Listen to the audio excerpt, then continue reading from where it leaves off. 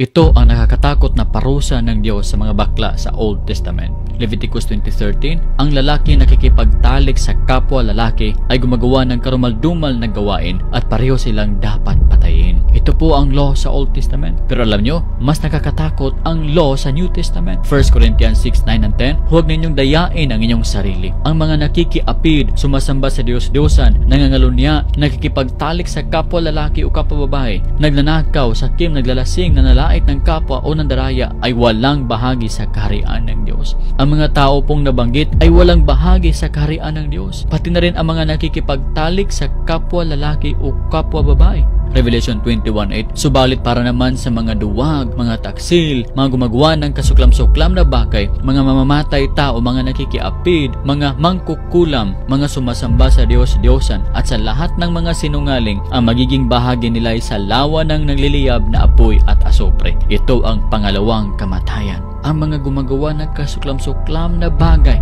ay walang parte sa kaharian ng Diyos at itatapon sila sa nagliliyab ng lawa ng apoy. Ito po ang mga salita galing sa Biblia, hindi po galing sa akin. Mga members po ng LGBTQ community, matakot po kayo sa hatol ng Diyos. Darating ang panahon na tayo po ay haharap sa hukuman ng Diyos at tayo po ay sasagot sa kanyang judgment. Ang judgment na ito ay hindi po mapipigilan at hindi maiiwasan. Kaya magbago na po kayo. Mahal po kayo ni Jesus, namatay siya para bayaran ang inyong mga kasalanan. Huwag niyo po itong sayangin. May oras pa. Manumbalik na kayo sa Panginoon at tanggapin niyo ang kanyang kapatawaran. Ang Diyos po ay malaki ang awa sa mga taong manumbalik sa Kanya. Huwag niyong sayangin ang oras. Huwag niyong sayangin ang pagmamahal ng Panginoon. Magbalik loob na kayo sa Panginoon at maliligtas kayo galing sa lawa ng apoy.